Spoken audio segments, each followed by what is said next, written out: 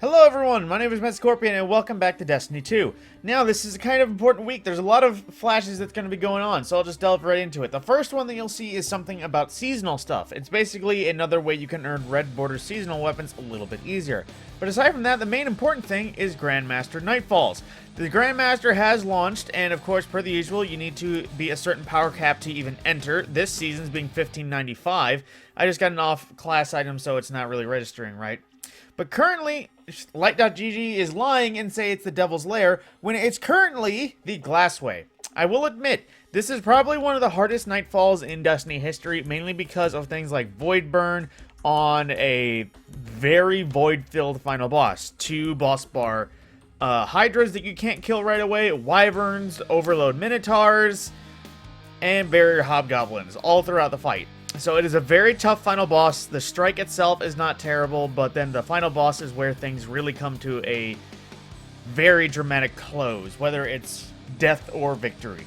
But on that same note, if you actually complete it, it is allegedly a DFA Adept available, if that is the rotation. So if you wish to get your hands on a DFA Adept, now is the time to run it. Now, if you're like me, who has already gilded Conqueror at least once, and don't feel like doing Glassway, you do have the other 5 strikes available, albeit only one at a time. Because if you don't know how strike gilding works with the mode, basically, if I did Devil's Lair, it would take it off the list. I would no longer need to do it to gild it, so it would take it off the list. Same thing for the rest of the strikes. If I did Exodus Crash, no longer available. Disgrace, no longer available. Saber, Lightblade, no longer available once I complete them. And on that same note, they won't be available until it becomes weekly again. So, fair warning in case you actually want to farm the double loot. And did I mention double loot with the Grandmaster Rewards? So, basically, it's a major shard farm, major adept farm, all the materials, all the exotics.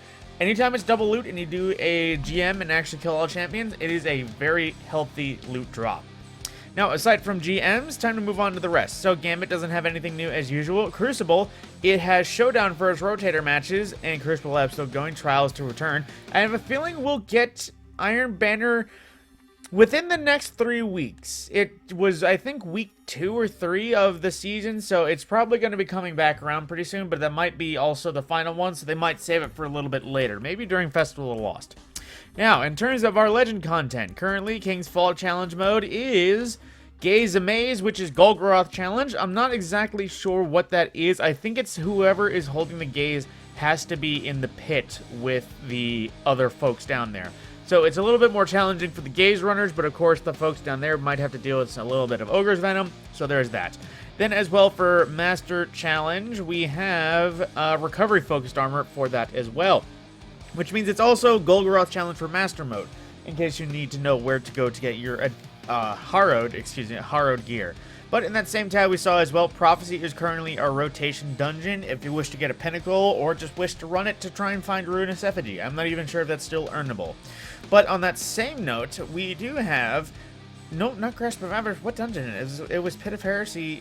Wait, I just answered my own question. The Pinnacle Raid, because I just talked about the dungeon, is currently Garden of Salvation. So if you wish to run all the challenges to try and farm loot, or just need an extra Pinnacle drop from killing the Sanctified Mind at the very end, that is currently available. Or if you need a reason to run a div run, it's there.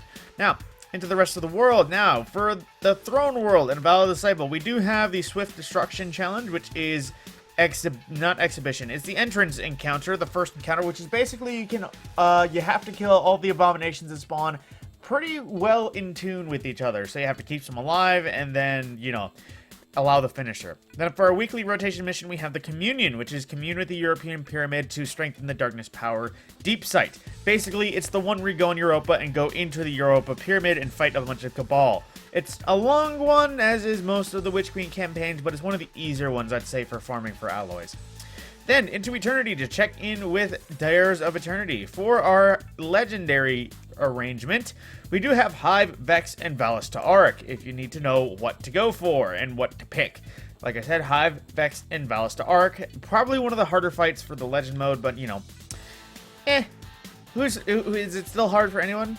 Now, into the seasonal stuff. Now, visiting the Helm, we have for the Cosmodrome. Yes, it's Cosmodrome for Legend Psyos Battlegrounds. Then into the Catch Crash, currently it is the servitor. It went all the way, or the shank, excuse me, it went all the way back around. So it is currently week 7, which means the final boss for Catch Crash and Master Catch Crash is currently the large heavy shank, in case you needed to know which boss it is rotating in and out as.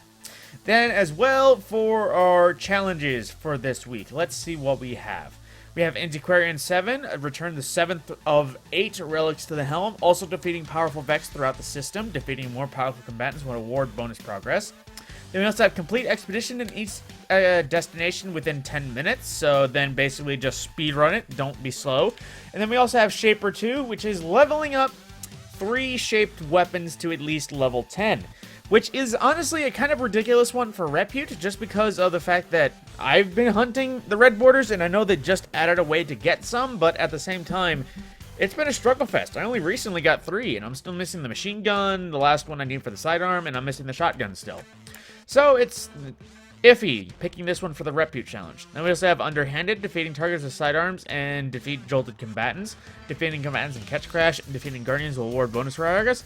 If you want a good way to do this, just equip a Volt Shot version of the Brigand's Law. That'll probably go a little bit quicker and 2 things at once. Then we also have Closing In, defeating targets with machine guns, sniper rifles, and swords, specifically in Gambit. So defeating guardians will always award bonus progress, but you can only work on some of those at once because there's no special machine guns, there's no special swords, so you have to pick one or the other. It's a bit of a mess. But then we also have Fleeting Glory, completing Crucible matches in the Glory Rank playlist. If you don't know, that's the comp playlist that no one really ever plays anymore.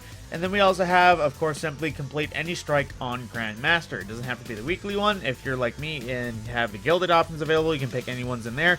This will count for that.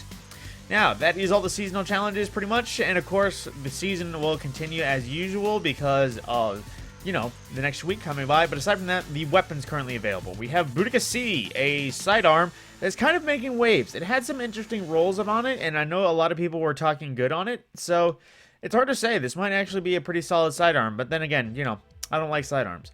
Then we also have Luna Lada, excuse me. Shoot to Loot, warm up. It's not bad. It's pretty rough, but Stasis Bow, you know, headstone, stasis builds, create Diamond Lance on command with Titan Stasis, those sort of things. It's a pretty solid bow.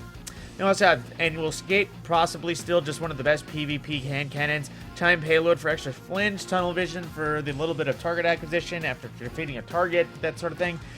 Tunnel Vision works pretty well in hand, but unfortunately, I would say if it had the Suro Synergy perk, but it doesn't, so a little bit of a loss there. And we also have a DPS version of the Fugue 55, box breathing for the enhanced precision damage after aiming down sight and 4 times the charm for reload. Not a bad sniper rifle for PvP or PvE, but it's not the best in either category, so I'd recommend folks keep looking. Then also, once we have 2 weapons that are craftable, we have Palmyra, which Unrelenting Chain Reaction is a pretty good roll if you're trying to kill everything and stay alive, but it's not great for DPS, and on that same note, it is still a craftable weapon, so I would recommend folks just craft it. Pick this up for a bounty at most, don't actually make it your primary. Speaking the same thing for this Taipan, this is a craftable linear fusion rifle. It is a decent enough roll right now, but I'm pretty sure triple tap and opening shot is the base crafting roll, so I'd recommend folks just craft it, level it up, get the triple tap, firing line, focus fury, whatever you want, and just use that if you actually want a decent linear fusion rifle to use this season. Aside from that, that's pretty much everything in the reset update. The season is continuing, GMs are here, DFA and other adepts are ready again, some for the first time. With that, my name is Matt Scorpion. I will see you in the next video.